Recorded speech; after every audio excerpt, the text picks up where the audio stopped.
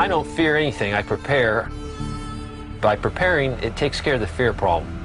Scott, he is an excellent guy. You can give him a pile of junk and he will make something useful out of it. That's why I've decided to team up with him and put my life in his hand, and he has put his life in my hands. Hey, Dave, made it. Hey, Scott. David's expertise is in the tactical, being ex-military, having a lot of skills, a lot of training in that area. All right, your weapon is clear. Go ahead and reholster.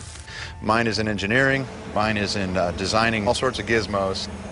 While in Iraq at the beginning of the invasion, I saw true hunger. I saw people fighting over my scraps, my garbage.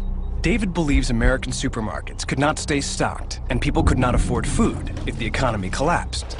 So he's taken just a few precautionary measures to prepare for this eventuality. I probably have about $6,000 or $7,000 in food. I am probably not an overboard prepper. It has taken me about 2 years to get to this point of having this amount of food. I started just with canned goods that you normally buy at the grocery store, whatever you eat. And it worked out from there to now I'm stocking long-term storage food, dehydrated food. A big thing that you need to make sure you stock is toilet paper. It's used by everyone in the world. We stock a 2-year supply of toilet paper, more toilet paper. Man, that's a good idea. Dave's food supply is over the top, but that's been a good thing because it's motivated me to catch up to him. Our plans for food range from long-term food storage to what I've been working on for several years is growing our own food. We're able to grow everything from wheat to corn to all sorts of vegetables. In anticipation of commodities prices skyrocketing, they raise cows for milk, chickens for eggs, and can slaughter either for their meat. Scott grows 1,200 pounds of wheat a year, and to make up for any shortfall of available flour, he puts his 10-year-old daughter, Sarah, and her much older bicycle to work. Okay. Mommy needs about 4 cups. My daughter is now grinding this wheat on our bicycle wheat grinder I built. It's a lot of work to hand grind. It's a lot easier to pedal it with a bicycle. And so we're grinding this today, and we're going to make bread from it tomorrow. Of course, preppers don't live on bread alone. So with a fan, a broken refrigerator, plenty of duct tape, and some ingenuity, Scott has built a contraption to make the ultimate survival food. I'm looking forward to this batch. Beef jerky. I take hot water from my wood boiler outside and bring water in here at about 180 degrees into the heat exchanger. The fan blows across that heat exchanger and the hot air travels into an old refrigerator. And so all the hot air blows across, and then we just close it up. We allow a little bit of air to escape, and in 4 hours we'll be eating jerky. We don't do this out of fear. This is a lifestyle for us. We enjoy having a year's supply of food. It gives my children a sense of security. A human being can only stay alive for a week without water. Scott understands that access to it is crucial for their survival. We have 3 different sources of water and 5 different ways to pump the water up the hill. Without good water, you're not going to survive long.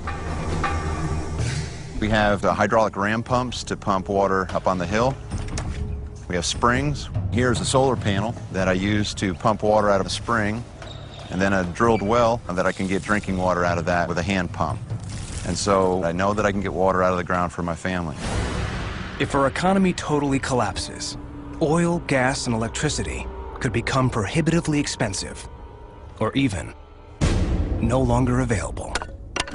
Scott and David are already preparing to make use of a once traditional, but now quite unusual alternative, of which they have a seemingly massive supply. We do just about everything we can off of wood. From cooking, to heating our home, to heating our water. Including driving his truck. And here I have my gasifier. The gasifier extracts the gases out of wood, and then we take the gases and run them directly into an engine. The gas comes up the right side of the engine, and then I hook it into an existing carburetor, and then the wood gas carburetor mixes air and the wood gas in about a 50-50 ratio. That's pretty much it. It's pretty simple. It's a process that's been around since World War II. It's making good gas right now, so we can start the truck. All right, we're running on wood. We're good to go.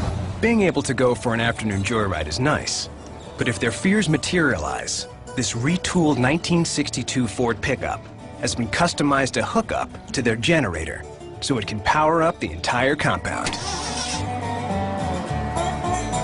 And this amount of wood, about 3 pounds of wood, works out to be about 1 kilowatt per hour of electricity. And with the wood, I feel I have an indefinite supply in this area.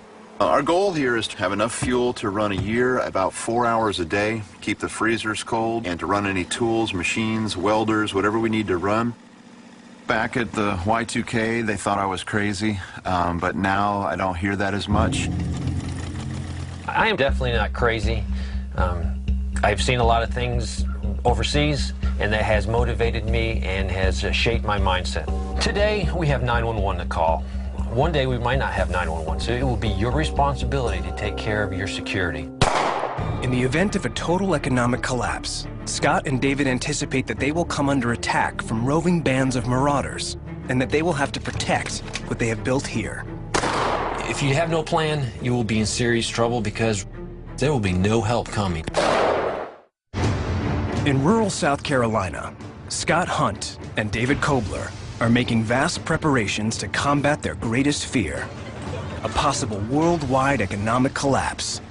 They've spent years and invested thousands into building their self-sufficient prepper compound.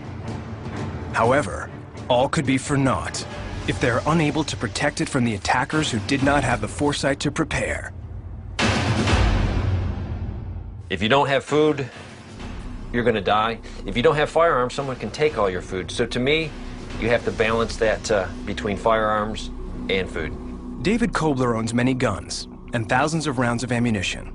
Frequently, he runs a firearm training session that every man, woman, and child must participate in so that they are prepared for that fateful day when they are faced with the ultimate survival decision: kill or be killed.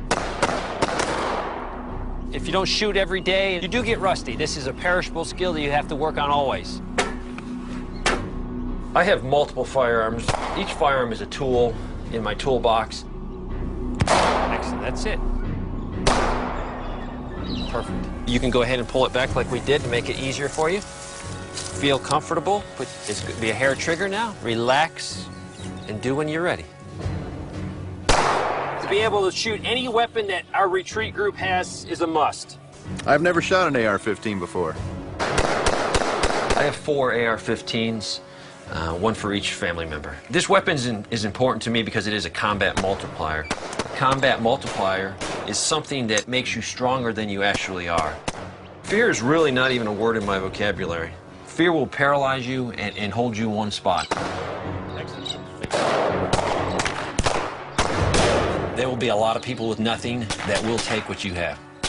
I will defend to the death because this is my food for my family.